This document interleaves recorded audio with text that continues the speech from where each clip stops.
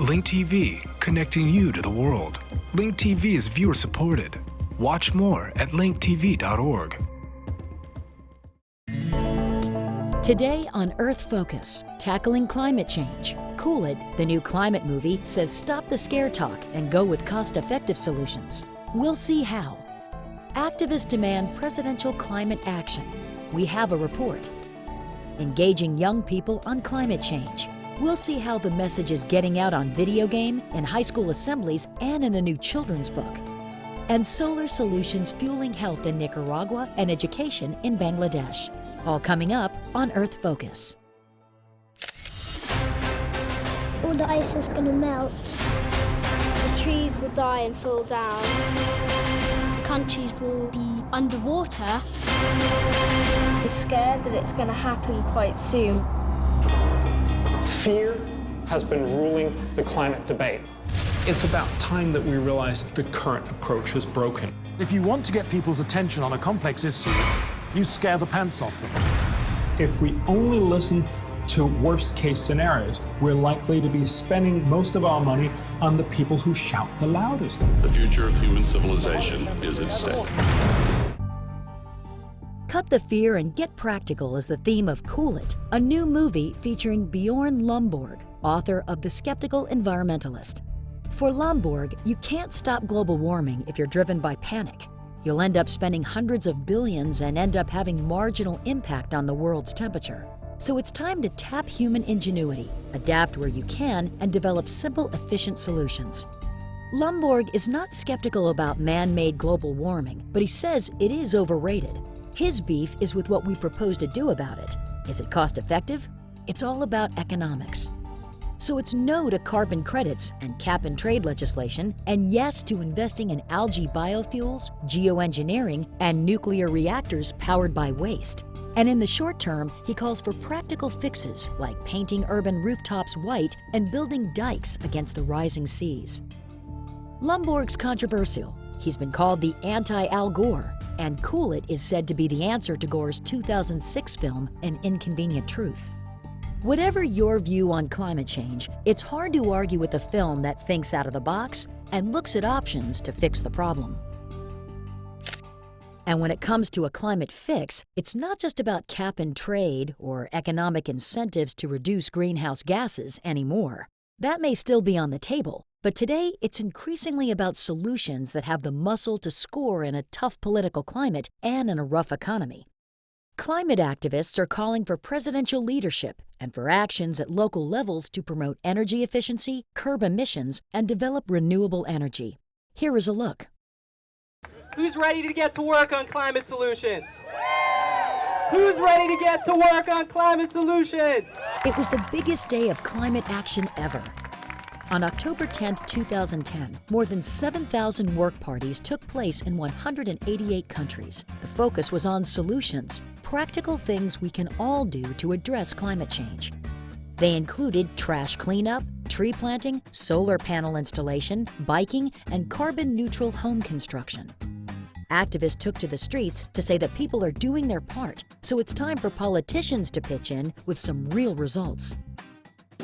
Across from the White House in Washington's Lafayette Park, participants praised President Obama for agreeing to put solar panels on the White House in 2010, but they sent a clear message. That's just not enough. I think we're here because we're worried about a lot of things. The climate trends in the world, the lack of strong leadership on this issue by the Obama administration. So far, it's been off his radar. He's said we have a planet in peril, but that's about all he's said. No, we really need strong leadership, and we need strong leadership to point out the danger that we face in the long term, and as well as to take on head-on the disinformation that's being put out into the media. We are trying to get some energy going in the process, both with the White House and the Congress, that transcends the parties. Hey Obama, lead the nation, use that solar radiation. Activists here want bold leadership from the White House, leadership that the country and the world could follow. What is clear from the science is that we cannot burn all of the fossil fuels. We're going to have to leave a good fraction of them in the ground, and the only practical way to do that is to phase out coal use over the next couple of decades and not to develop unconventional fossil fuels. We don't yet have anything approaching a World War II type mobilization, which is what I think we need if we're going to cut carbon emissions fast enough. And so, while you're at it, are your showers low flow? Have your windows been caulked? Are your heating bills low? And why stop? The Global Work Party Day was sponsored by a coalition of 30 environmental organizations, including in Washington, D.C., 350.org, Friends of the Earth, and the Chesapeake Climate Action Network. All these people all around the world, we are making this the biggest day of political action the world has ever seen on any issue whatsoever.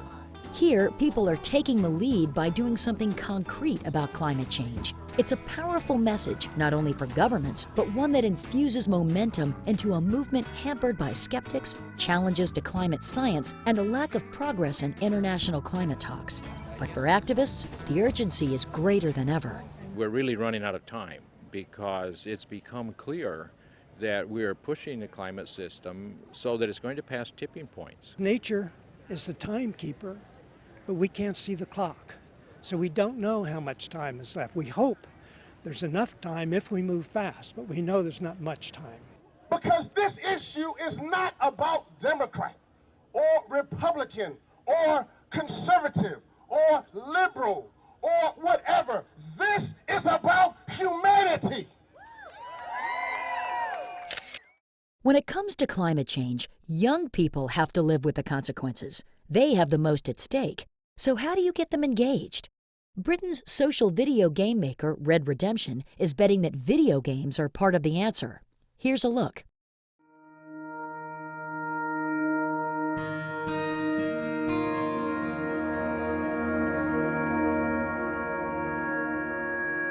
Into video games? How about this for a challenge? Save the world from climate change.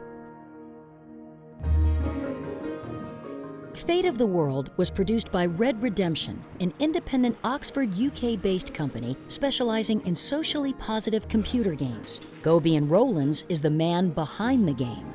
We're making games on climate change because it's an interesting topic to cover. There's a lot of gameplay elements that have never been used before, and it's a challenge. It's one of the biggest issues facing humanity right now, and as games designers, it's very important for us to use our skills in a way that kind of furthers the debate. Anyone over 12 can play, though the average age for players is 35. Whatever the age, Rowlands says it's not only about fun. The game teaches critical thinking. So if there's one thing the game does, is equip players with more knowledge and understanding about what it is they're being presented with. What are the politicians saying? What do they really mean? What's really going on when you hear these things? So how does it work? You're in the year 2020, the world of the future. You run an international environmental agency which could save the Earth from rising greenhouse gas emissions. Using data from real-life climate models, you can play out different scenarios to try to survive for the next 200 years. But it's not easy. Natural resources continue to dwindle, and the population continues to grow. You make the choices, and you reap the consequences. Sound familiar? Fate of the World can be a virtual dry run for the very real challenges that we may soon face. So how do you win? It's about how well you complete your mission, whether it's to save the world or not. But then if you're playing the Dr. Apocalypse mode, which we allow, that allows players to get scored on how effectively they destroy the world. Fate of the World presents the complexity of climate in a way that players can easily understand, and they do. It's the second climate game in a series developed by Red Redemption. Climate Challenge, a game developed with the BBC in 2007, focused only on Europe, and it had a significant impact. We follow up each of our games with various research projects. And the follow-up from our previous game, Climate Challenge, was that something like 65% of our players came away with substantially more knowledge about the subject than they did when they went in. Scientists, policy advisors, and economists were all part of the game's development team. Computer prediction models came from Oxford University. We're all going to lose if we don't tackle the climate change problem. The one thing about working on this game has taught me is that the science is unequivocal. It is absolutely overwhelming. And game makers hope that as players tackle climate change in the virtual world, they may be more apt to take action in the real one.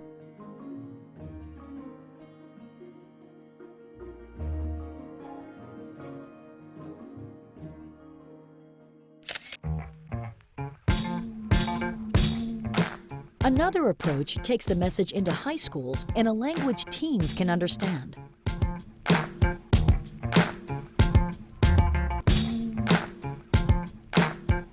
I was really inspired by it. Like, it just got me so pumped.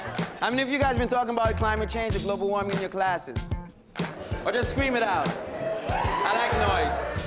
The Alliance for Climate Education, or ACE, is taking a hip climate change message to high school assemblies around the country, pairing climate science with animation, music, and video in a way to motivate students to act and to make climate-sound decisions in the future.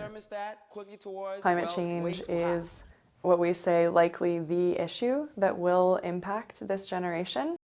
ACE uses information from the UN Intergovernmental Panel on Climate Change and tells students what greenhouse gases are, where they come from, and what they mean for them. And who knows what fuel we use these days? Fossil fuels.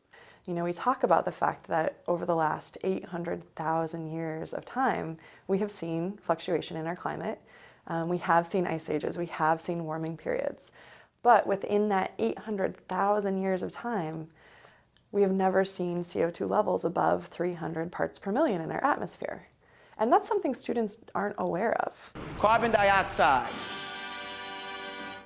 The heat we're feeling right now is from CO2 that was pretty much produced in the 1950s. You know, and then we changed hairstyles and produced some more in the 1960s. And the 70s, 80s, now it's like a carbon party. They think the presentation itself is amazing. They consistently say, oh, that presentation was wicked, that was beast. All right, here it is.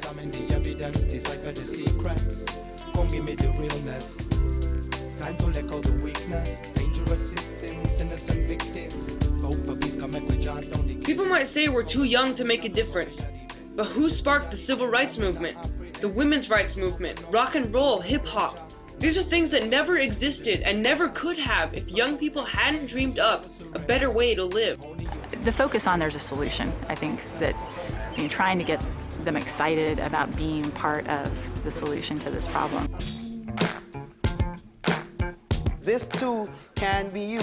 But we've got to go from just hundreds of kids to about tens of thousands of climate heroes, fast. ACE helps you start action teams that take on carbon-reducing projects, from starting a recycling club to solarizing your school. We also offer grants and scholarships to help you get started. Oakland, California-based ACE has already brought the climate message to 600,000 students in 9 regions around the country and has plans to reach 2 million by the end of 2011. We didn't start it, you don't want it, but we all got to band together and stop it.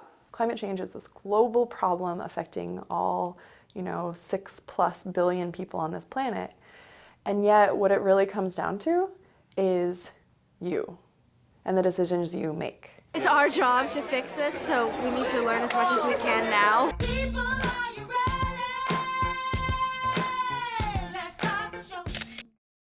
What about younger children? How do you explain climate change in elementary schools? Award-winning author and journalist Chuck McCutcheon has the answer. McCutcheon is a former reporter for Newhouse newspapers and the Congressional Quarterly. He speaks with Earth Focus correspondent Miles Benson about his new book, What Are Global Warming and Climate Change? Chuck McCutcheon, you've written a book about global warming and climate change for children. What age group are you aiming at? This is aimed at middle school students, ages 9 and up, sort of the 9, 10, 11, 12, grades 6, 7, 8, 9 level. But I've actually been getting a real positive response from everybody from 4th graders to 11th graders. Did you find it hard to write about this subject for children? I spoke to a number of scientists, people at the National Academy of Sciences, people who had been studying this issue at universities and other places, and I asked them what's the best way to convey this subject to this audience. And I independently hit on the fact that I should use the question and answer format because I thought it would be easier for kids to dive in and out of the text if it were written that way, as opposed to doing big, long blocks of narrative. And so I decided on the Q&A format, which I don't think has been done with any other kind of book like this before, and that got a very positive response. And then from there, it was just a matter of coming up with the right questions to ask, and that was based on talking to a lot of students and writing down what questions they had, and then writing it in such a way so that the answers would be clear. What's the value of teaching children about climate change? I've often seen it compared to recycling, that recycling didn't really catch on in this country until kids started learning about it in school and went home and told their parents, hey, why aren't we recycling? And I think the effort here, the hope is similar, is that adults may know something about this issue, but by letting kids know about it, hopefully in a scientific way, they can start telling their parents about it, and that can sort of motivate everybody to take more attention to this issue. Kids have a lot of other things on their mind besides these issues. Is this scary to them? I've given a number of talks already to school kids, and I basically start by saying, you know, this is not something that is going to burn you to a crisp, and it shouldn't scare you right away, but it's something that you really should know about and pay a lot of attention to. And so I just try to summarize exactly what global warming is, how it's different from climate change, how climate and weather are different, what the greenhouse effect is, what some of the possible effects from the increase in greenhouse gases are, and then what could happen if it doesn't stop, and then what politicians are doing about it, and then finally the last chapter, which is obviously the most popular one, is what they can do about it. Do children seem familiar with these problems, or are they hearing this for the first time? I've been very surprised at how many science courses have been working some mention of this into their curriculums. I think there's a lot more attention being paid to this issue. And I think there's a general awareness, and so now I'm just trying to sort of put some meat on the bones and flesh it out just a little bit. Chuck McCutcheon, thank you very much. No, you're welcome.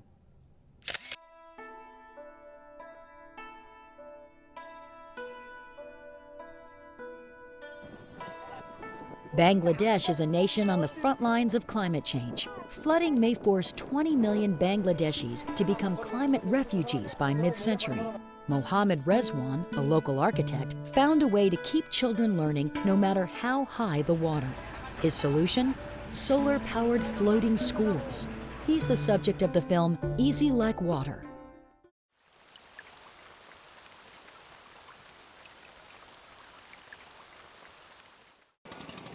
Bangladesh is ground zero for climate change. Islands are getting smaller, the rivers are getting bigger. If 20% of the country goes underwater, where will these people go? Every year, schools are flooded for 3 to 4 months.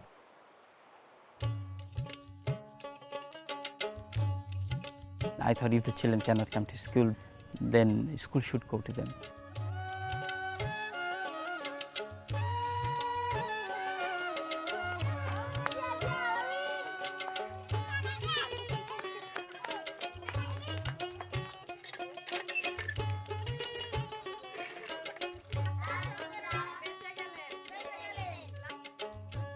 With the solar energy, we're running computers.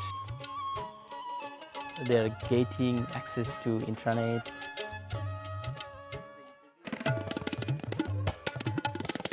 Boat school, boat library, double-deck boat, training boats, healthcare boat, solar lamp, solar system on the boat, internet connectivity on the boat, floating flood shelter, floating gardens.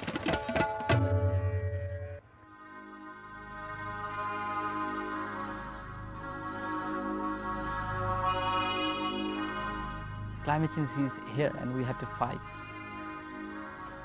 We have to find a way to survive. Easy Like Water was directed and produced by Glenn Baker, an award-winning filmmaker with more than 40 documentaries to his credit. He speaks with Earth Focus correspondent Miles Benson. Glenn Baker, you made a film about the effects of climate change in Bangladesh. Tell us what the film shows. Easy Like Water is a story about floating schools, solar power, and really the fate of the Earth. I mean, Bangladesh is on the front line of the climate change problem in the world today, where The oceans are rising, the sea levels are flooding a lot of areas that are close to them, salinating fields so that they can no longer be cultivated, and the rivers are rising and eroding very rapidly. The monsoon season is less predictable than it used to be. Cyclones are much more powerful than they used to be, or at least with greater frequency. So all the sort of outlier effects of climate change are hitting Bangladesh together. And here we have a country that's largely at sea level with 155 million people. That's half the population of the United States in an area about the size of the state of Iowa. What we found with Mohammed Rezwan and his project called Shidulai, which is part of a Bangla phrase that means self-sufficient, is a homegrown idea that's simple and elegant to bring in areas where the kids are flooded away out of the schools for at least 4 months a year, to bring the schools to them. How many school boats do they have afloat already? He has 18, I believe. It's only 18. How many students on each boat? They hold about 30 to 35 students on each boat. And how do the kids get to school? The boat goes around and comes to them. So they line up on the shore right near their community, which is right near the river.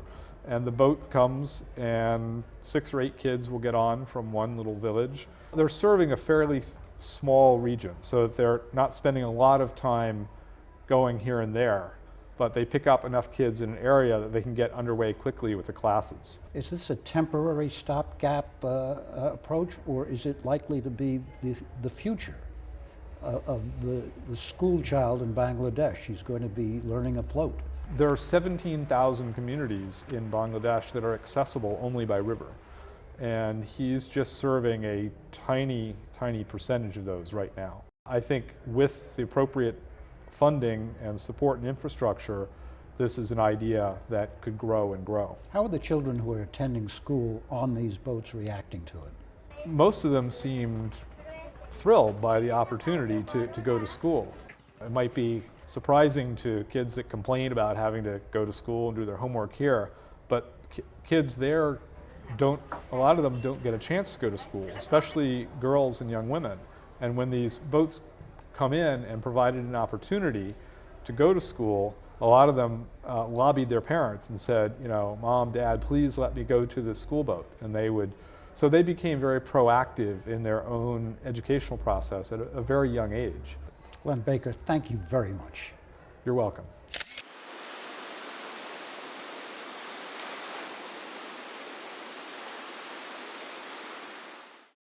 Developing renewable energy is part of the solution. Solar energy is already making a difference in some hard-to-reach places.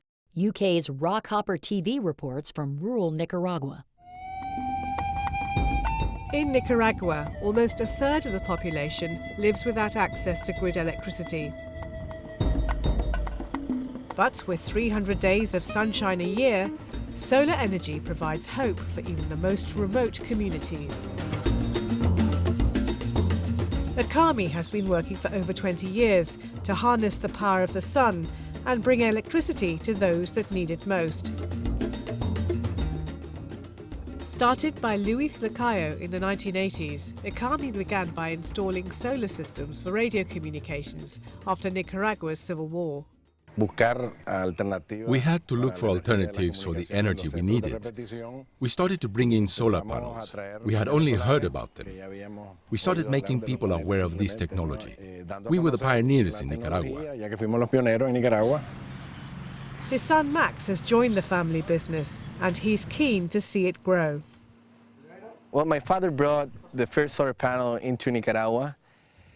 That was around 20 years ago. Today, 20 years later, we're installing more than 1,500 solar panels per year. Akami installs solar panels across the country, from single panels on small homes to large-scale systems able to pump fresh water to entire rural communities. The water we have here comes from wells, but it's not drinkable. We don't have electricity either. The nearest city is about 25 kilometers away. Since the solar panels were installed, we now have drinkable water. We can take proper showers now. We can wash the dishes, wash vegetables. I can shower my children as well. I think that it is very important that we have drinkable water.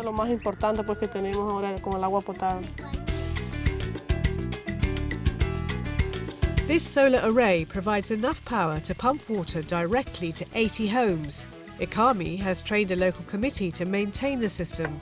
They tilt the array to maximize capture of the sun's rays.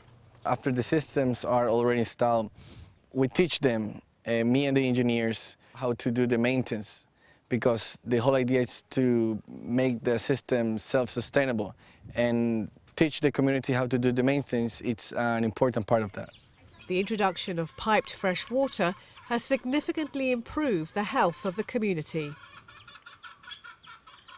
Por el beneficio del agua, hemos tenido una reducción de enfermedades. Because of the better water, we've seen reduced incidences of diarrhea and vomiting. It's been proven that this community has the fewest numbers of visits to the health center for these illnesses in this area. And so, we hope that this project expands. Y esperamos que el proyecto se amplíe más. Solar panels have also been installed to power rural health centres. Before the solar panels were installed here, we didn't have a fridge because there is no grid electricity in this community. Now we can have vaccines here permanently because we have a place to store them.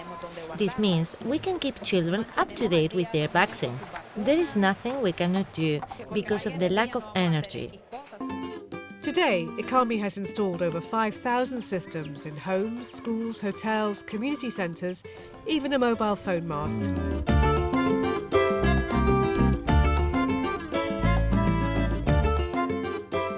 In rural areas where there is no grid electricity, solar panels can make a huge difference in the quality of life of the people and the families that live there.